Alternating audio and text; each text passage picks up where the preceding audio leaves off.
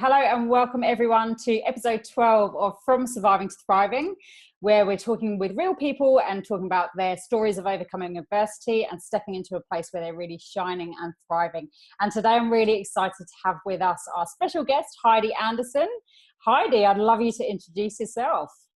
Oh my God, I usually get everyone else to introduce themselves. So my name's Heidi Anderson. I work on a breakfast radio show in Perth called Heidi, Xavier and Ryan. I better get that right because the old show name was different. Brand new show this year. Part of my kind of radio, I created a website called realheidi.com where real people share their stories, and it kind of happened because I couldn't do everything that I wanted to do on the radio because either people didn't want to do stuff, like, oh shit, now oh my God, so much pressure. I'm like, you can keep that in there. No, so many people that I work with, it's hard to get things that I personally am really passionate about over the line sometimes. So that's kind of how Real Heidi got created. Mm-hmm. Awesome. Yeah, and I've been loving watching the Real Heidi and listening to your awesome new podcast as well. So it's been really cool. As someone who's listened to your radio show for a while, back when it was before Heidi, Xavier and Ryan, and kind of watching how you kind of went on this bit of a journey for yourself, didn't you? In kind of discovering some holistic practices and stuff around Perth, and then setting up the Real Heidi and sharing some stories of people kind of overcoming that adversity as well. So what kind of led you down that path? I think like the whole Real Heidi came about because, like I was saying, in radio, you have so many people that you need to get things across the line. So many topics are taboo because it's breakfast radio, so people don't want to be offended. So that's kind of how Real Heidi was born. And I wanted to do videos and all that kind of thing, but do you know what? I was like, I actually just love radio, and like I know visuals are great right now, but I love creating images in my head of when you're speaking to people. And I thought, oh my God, I love interviewing people. So that's kind of how the podcast came about as well. I was just like, why aren't I doing more of this? Like, I'm actually good at chatting to people.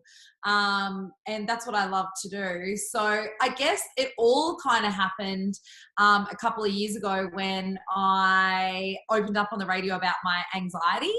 And I spoke quite openly about that, and I got quite emotional, and I had to write it all down because I didn't want to get lost in the moment and stuff. And that video got shared like close to 1 million times, and 1 million people from around the world. I got messaged by maybe 500 to 1,000 people who wanted to share their stories.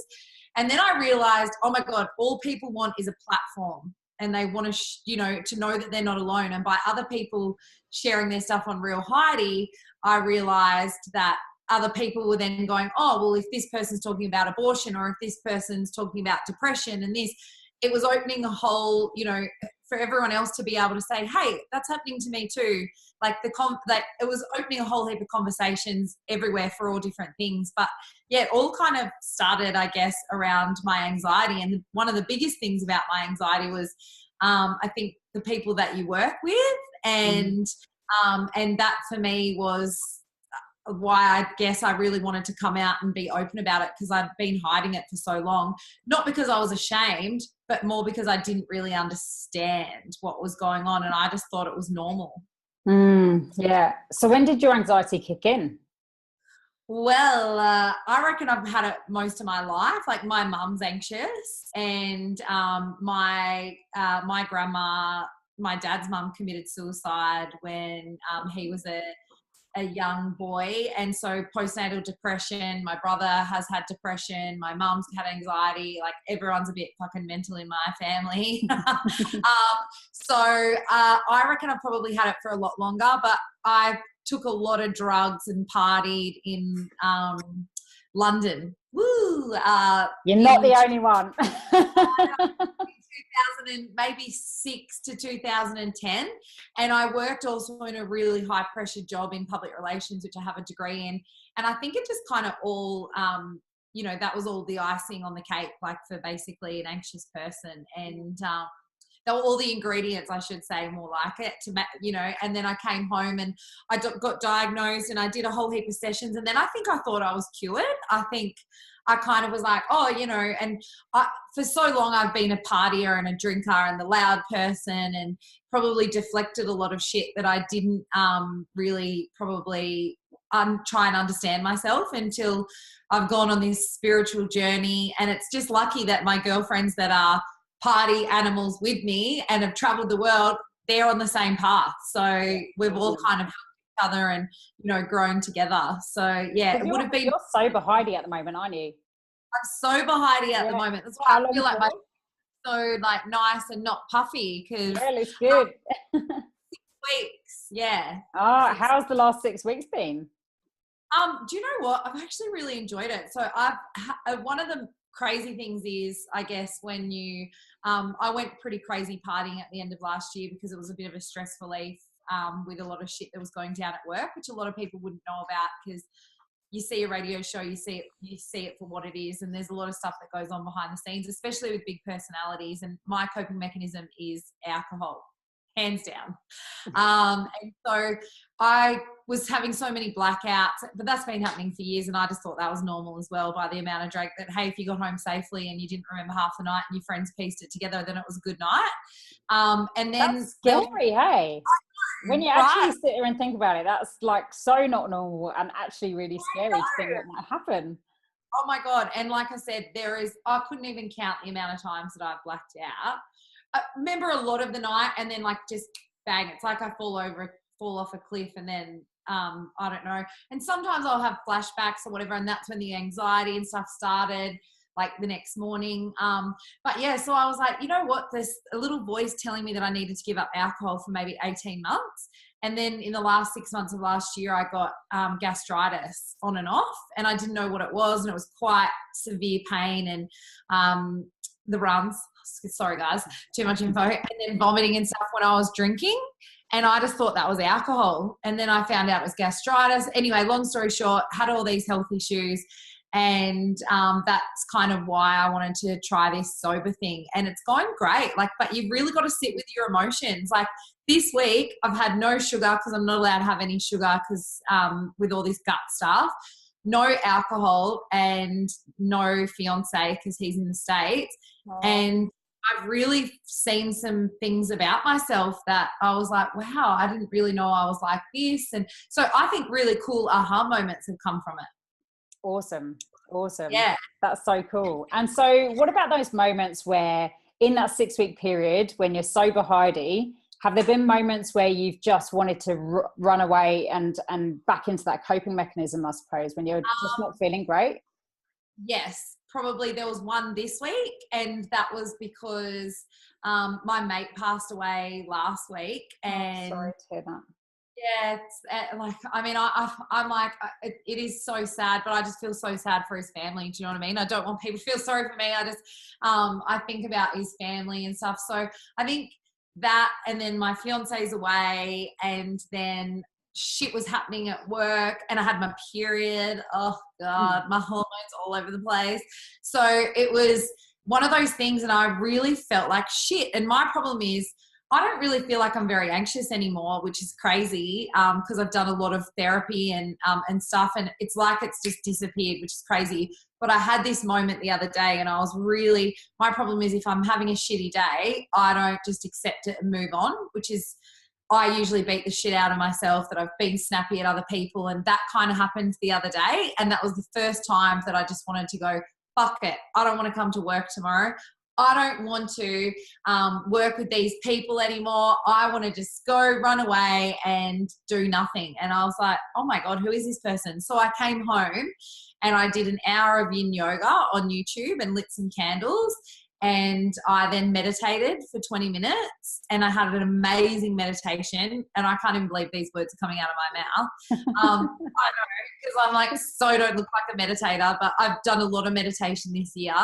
And then I had a bath and listened to Rama Dasa Sansei. So it's an amazing song, but Rama Dasa, yeah, I think that's how it goes. And just sat in the bath and like kind of just put out to the world that I was going to heal myself. And then the next day I woke up and I was fine.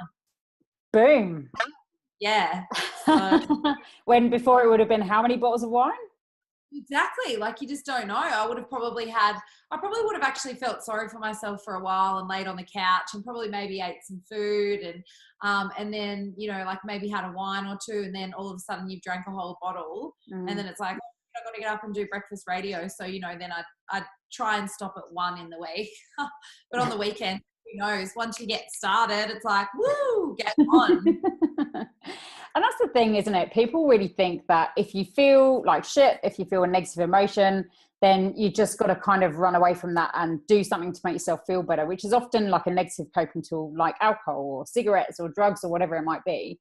And instead of just really sitting with the feeling and thinking, what's something really good that I can do for myself right now to feel a tiny bit better without ignoring the fact that I'm feeling like this. You know, maybe go for a walk on the beach or do yin yoga, have a bath, light some candles, meditate. That's perfect. Like, that's the perfect recipe for not running away, but actually sitting in the feeling and knowing that it's going to pass, you know, because we're like a quick fix, magic bullet kind of society where we don't want to feel those negative feelings. We think that we should all feel happy all the time. Facebook's a prime example of that. Everyone just showing all their shiny shit on there. And you know what the best thing about doing this kind of interview is? You know, I was just thinking when you were talking about radio versus doing Real Heidi, is you can swear. Oh my God. Because I know you're a swearer, aren't you? Oh my God, I'm such a swearer, and I have to censor myself on the radio show, which then sometimes I feel like I'm not being 100% real, because I mean, but I just feel like, I think I read an article not long ago that smart people swear. So I'm claiming that I'm intelligent. Hello. But also apparently smart people have big bums. So, you know, I'm winning on all fronts. We're so intelligent, the pair of us. We should write a book. Oh my God. That's one thing I want to do this year as well. I want to write a book. Like, I've already got exactly what I want. My problem is that fear and stuff is like, why would anyone read your book? But I've got it all there. I just need to get it all out on paper. Awesome. So how do you deal with that not that unreal Heidi, that little bitch on your shoulder that says you're not good enough for that, you can't write a book, who'd want to read it, you know, who do you think you are, kind of thing? Those kind of, that real negative Nancy in your head. How do you deal with her? How do you give her a good bitch slap when she rocks up, or do you entertain her for a while? I call her Roxy, and that's something that I came up with maybe 18 months ago. But the funny thing was, that's probably, it must have been 2 years ago now.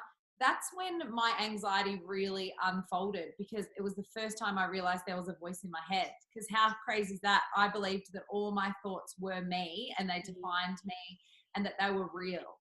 And so now I have moments, but I really try and separate myself and I'm trying to become self-aware. Obviously that doesn't happen all the time.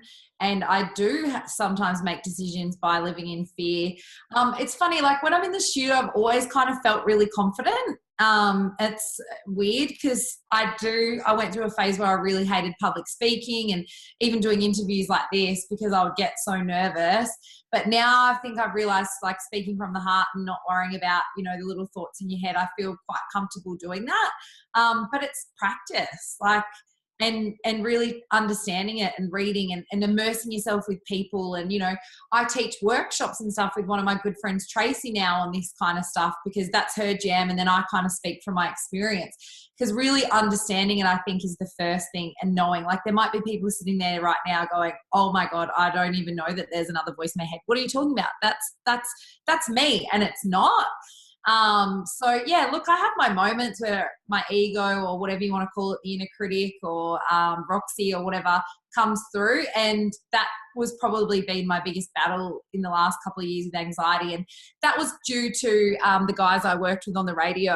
Like, that really brought out my, I lost a lot of confidence in the last few years. And that really brought out that negative voice. And, you know, I think any anxious person, if you look into it, it all stems from self-esteem. self-esteem. So I've had that voice my whole life, but like I said, I always thought she was real. And so yeah, I think like educating yourself, immersing yourself with really cool people. And I'm reading Brené Brown's Rising Strong book now, and she talks all about that. I've also read like Melissa Ambrosini's Mastering Your Mean Girl. So I just threw myself into a whole heap of stuff, and hey, I might have put too much pressure on myself to fix myself. And I think that's what I'm really realizing now, even being sober. It's just all part of the journey. I love that word. It's really funny to because I've heard you speak about this stuff a lot on Real Heidi and on the radio, but watching you speak about it is something different, because I'm still seeing you almost not quite roll your eyes, but almost like, what the fuck am I on about, kind of thing. Yes. But I do, because I have, you have your emotional side of the brain, and then you have your logical side. And then there's sometimes that I say shit and I'm like, because I've always wanted to study psychology, right? So I actually got into psychology before I got into public relations.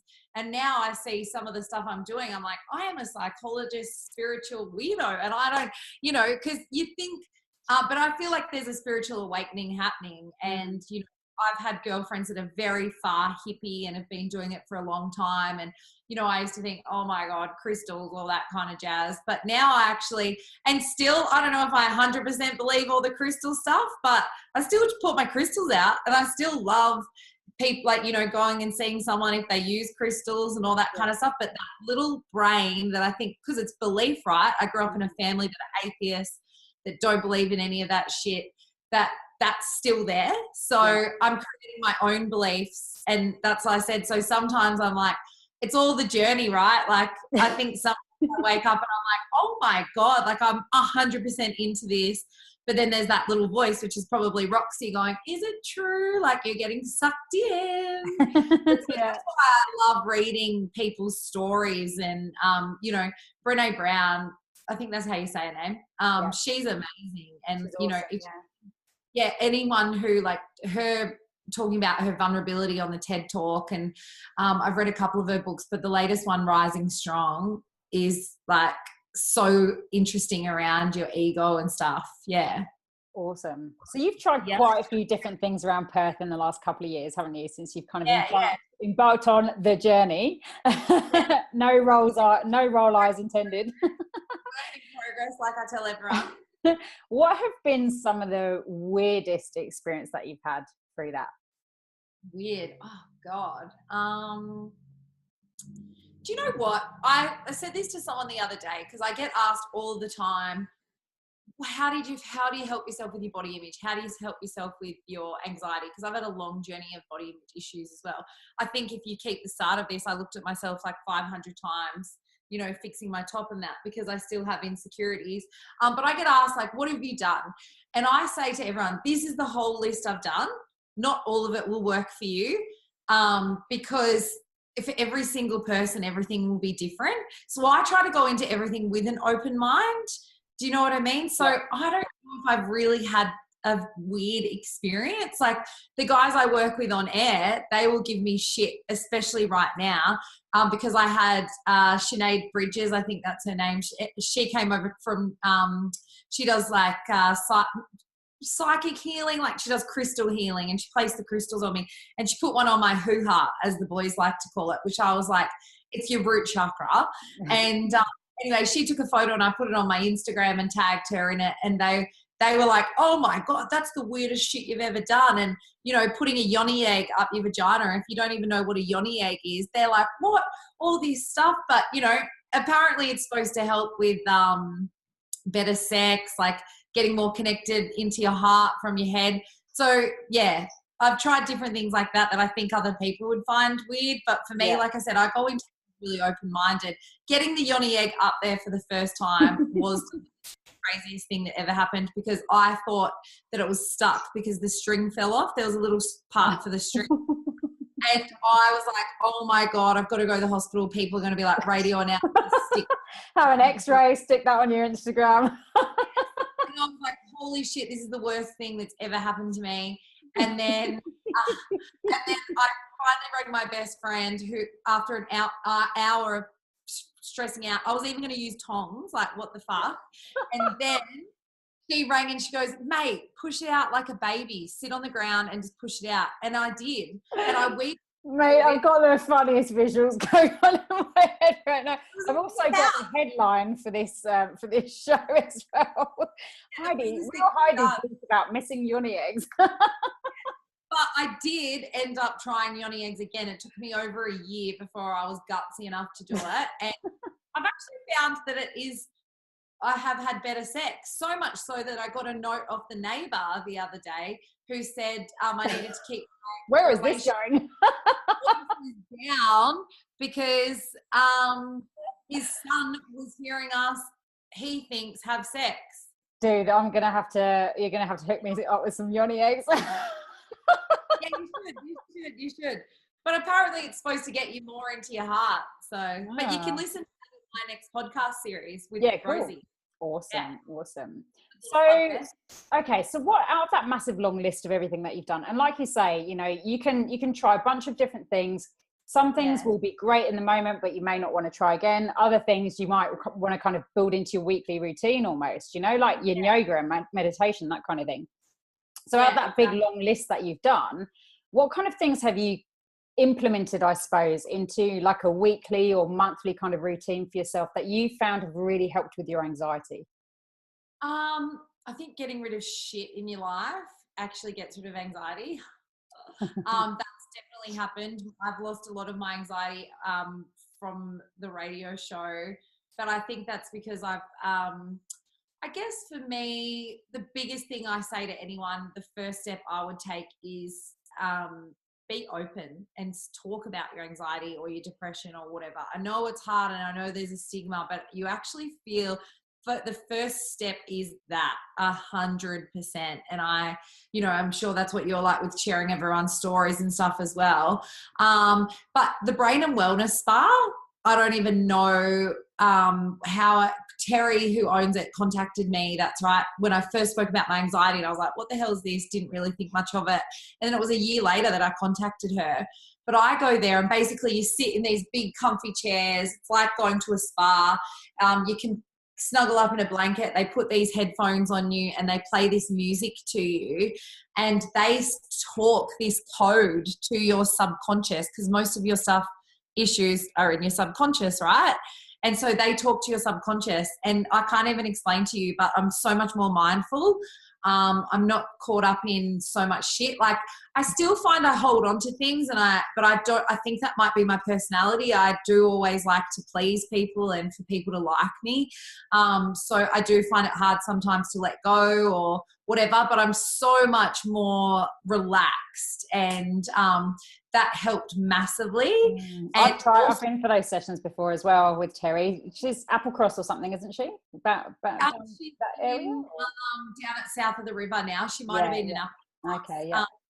The Brain and Wellness Spa, it's been amazing. So I go now like once a month for maintenance. I did 10 sessions to begin with. And then I also used to bang on about meditation because I knew how good it was at the end of last year. And I was probably doing it like once or twice a week. I did a 6-week intense course. And then I was like, oh, everyone, it's so good. It's so good. And then I was like, fuck, if I'm preaching it so much, I need to do it more. So now I actually bought a whole heap of Amelia Harvey. She's like a local Perth lady. And I listened, hers are like 5 to 10 minutes.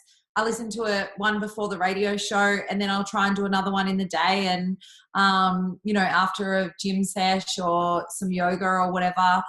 Yin yoga was another one that I banged on about a lot, but I didn't probably embody it enough and really, and I've been doing that this year. I've been trying to do like 2 to 3 times a week. Exercise was a massive one for me. Yeah.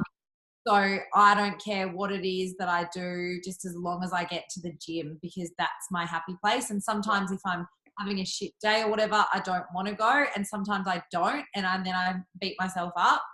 But I know once I go, I feel great. So it's like, yeah, you got to. Yeah. It's just getting there, isn't it? Especially if you're in the anxiety mode, then it's just actually getting to the gym and commit to 5 minutes. And if that's all you do, then great. But often you just end up staying there anyway, don't you? Yeah, exactly. I don't think I've ever left, other than the time that I left I didn't have gym pants or something like that in my bag. And I was like, well, I can't do the session today. My yoni egg might fall out. There, don't want to work out in just my undies. If you're there, you're fine. So there's lots of different things that I've tried. But the first one for me was just talking about it and being open and then educating myself and understanding. And I also see an amazing psych as well. And she's awesome. great. Yeah, cool. So if you were speaking now from your real Heidi self, real Heidi, sober Heidi self, back to, I don't know, how long ago would you say that you were at your worst in terms of experiencing anxiety? It was funny when I just said, I always say 18 months ago, but now if I think about it, I think it was April 2015 that I spoke out on the radio. Yeah. Okay. And that was, or 2016. No, because it must have been 2015. And that I'd had 6 weeks of the darkest time before that. And I was having panic attacks in the middle of the show. I was coming home, didn't know who I was going to be, happy, sad, angry. I couldn't stop crying. There were days that I couldn't get off the floor, and I didn't know what was wrong. I just could not shake this feeling, and my heart was just racing all the time. I was sweating really bad cheek shake, and just, it was horrible. But the panic attacks and stuff, and not, literally just dragging myself out of bed to get to work because, hey, that's my job. I've got to, and then work with 2 guys that one had severe depression, and that would probably brought out the worst. We brought out the worst of our mental health with each other. It was really dark. Yeah, wow. So if you were to, as real Heidi, sober Heidi now, speak to that Heidi laying on the floor, the darkest days of your life, if you could speak to her, what would you say?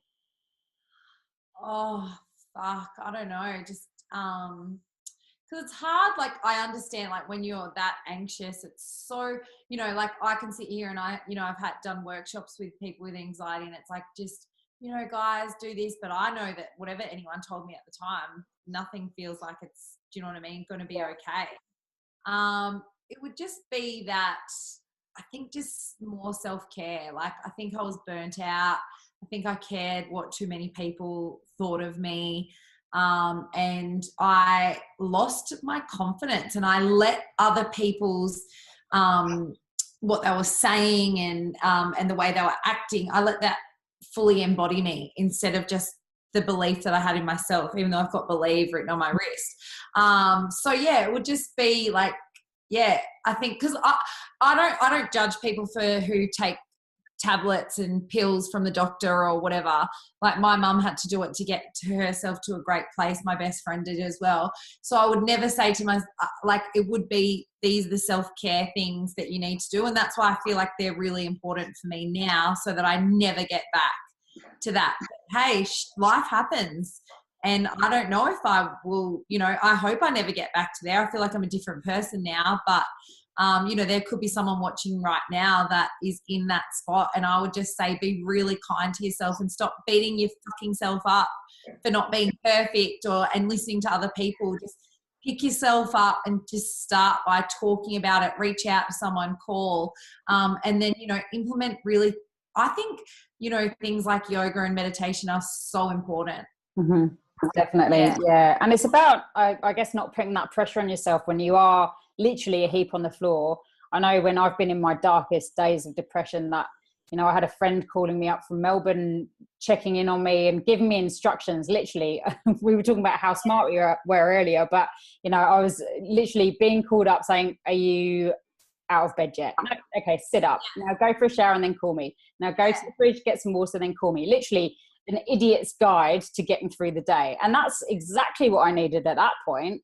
And then once I was over a couple of days like that, then it was, okay, what's something that I might be able to do that might be a little step further than that? Okay, I'll go and stand in the sun for 10 minutes. And then it was a walk around the park for 10 minutes and, until you kind of get where you need to be to actually implement some other stuff. And that's fine. All of that is fine. Whatever state you're in at that particular time, just go with whatever you need. And I would say take mental health days. And you don't have to tell anyone that it's a mental health day. Like, if you need a day off, fucking have it. Don't even worry. Like, pretend you're sick. That's the truth. Yeah. Because I had to do it a couple of times, and it was that I was at my wit's end. And it wasn't until afterwards that I spoke to my boss, and I'm like, yeah, it was mental health. And she's like, I know what but yeah, take mental health days if you need it. Don't. Definitely. But yeah, it's funny, my cousin, she had really bad depression and anxiety, and she wanted to live with my mum and dad, and just getting her up out of bed every day was the most important thing. And that was the only thing she needed to achieve. And same with my mum, when her anxiety and depression after my nan died was really, really severe. They just got her up, and her big thing is to have a cup of tea in the morning with the dogs, and sets her to be in a kind of mindful state. But it was kind of like a tick box, like you said, just baby steps. Definitely. So what's on the wish list for Real Heidi this year? Oh God. I don't know. I think for me, I guess I do kind of have to turn it into a little business, I've sat there and I want to help everyone, and I'm putting all this like money out there. I'm like, I don't know what money's coming in from it, like with workshops and stuff. So I think I need to be a responsible adult and turn it into a kind of like, something so it can continue to grow, because the most important thing for me is that there's a platform for people to share in a safe space. And that's why I love, the podcasting and chatting to people doing that. But also I'm going to do a series of videos soon. And also, like, I want people to continue to write for it. But probably the thing is, I met with some friends the other day, and they're going to mentor me through writing a book on for anxiety for women. Yeah. Cool. So very good. Yeah, it's going to be kind of like the tips and stuff, the things that I've done. And like I said, it's I don't know if it'll work for everyone, but that's the one thing I get asked about all the time. So I feel like that's my goal. I just need to sit down and do it, because I've got so many other things that I want to achieve as well. I'm like, you need a PA.